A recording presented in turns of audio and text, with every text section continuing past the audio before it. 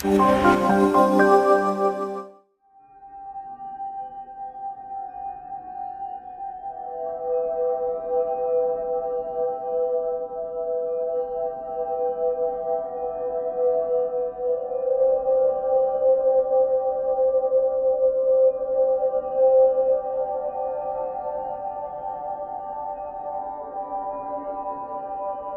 think a dream has to be interesting, and dream sequences appear in most of my novels.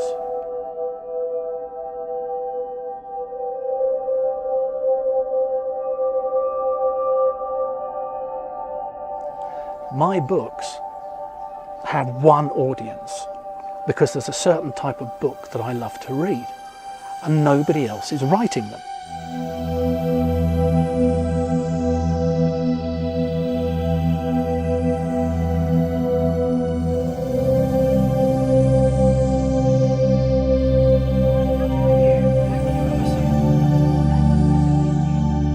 In real life, things happen that aren't to do with the story per se, I believe. And without taking the story away, you can reinforce it, put foundations underneath it and add things to it by just adding elements. Sure.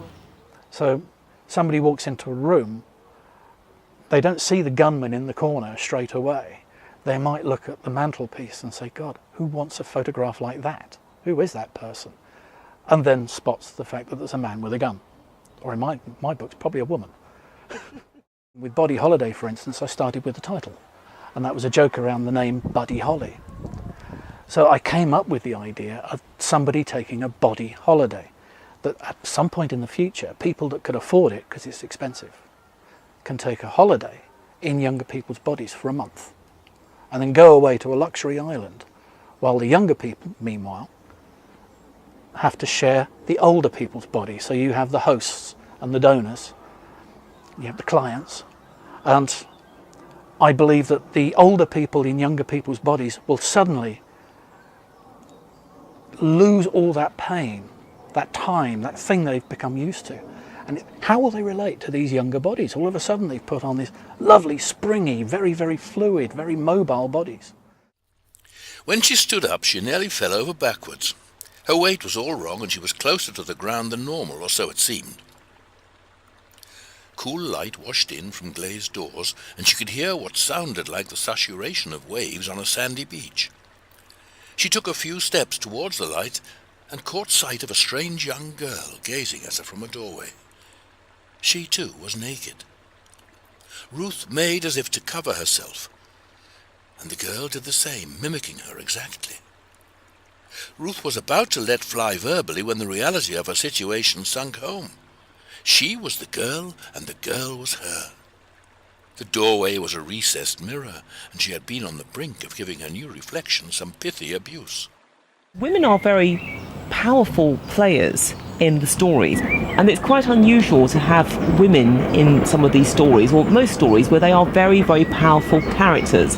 That they're not, it's not an either or, they're either good or bad. They can be good and bad. I love the idea of strong women. Miller Carter is a shutterbox telepath. That's one of the 3 types of telepaths that we have in the future. A shutterbox is somebody that can look into another person's mind and check out the general decor. So they can't read your mind. They're not actually hearing your thoughts. That's a receiver. And she can't project a thought into your mind. That's a transmitter. A shutterbox is much more general. She can walk into a room and she will know which person is going to pick up an axe and go mad.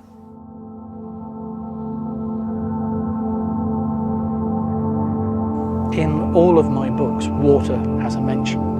So we have the sea. If we think about mare, which means mother, it also means sea. And I think as an item of imagery in the books, it's very, very important. And there's a sequence in the sea in Body Holiday, which is quite important. There's a sequence in a Japanese swimming pool covered in lotus. While it's raining, I call that chapter Silver Rain from the Sky. And this fine drizzle coming down while the couple are in the swimming pool surrounded by lotus blossoms. I have my characters, my girls, meeting people in coffee shops. They always have a cup of Americano and a lemon tart. One of the reasons for this is one of my favourite things to do. And I thought, why not? Have an Americano and a lemon tart. It's one of the most delicious things in the universe. They're imitating your habits. They're doing something that I love doing. Tell me about the character Tsunami. She can change her hands.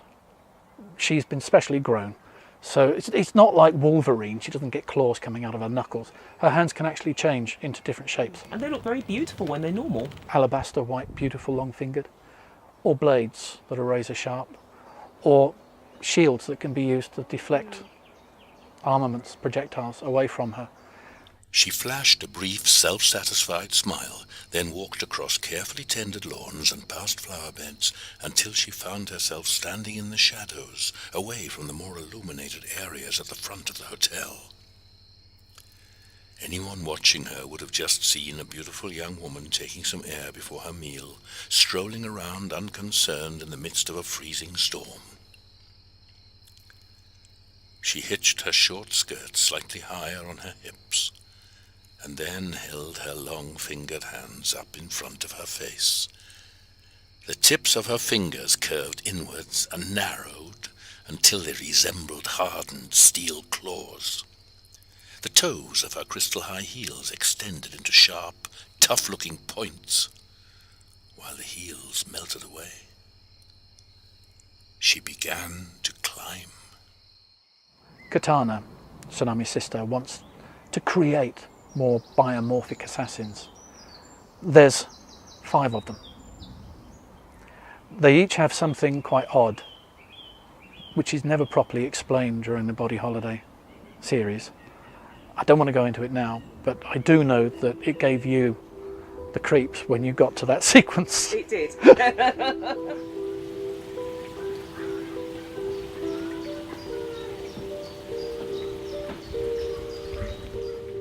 Hemingway said, don't work with characters, you end up with caricatures. Work with people, and then you'll end up with something honest. And I think if you're going to have the most intensely weird sequence in a story, then put people in there, and people have got something to relate to.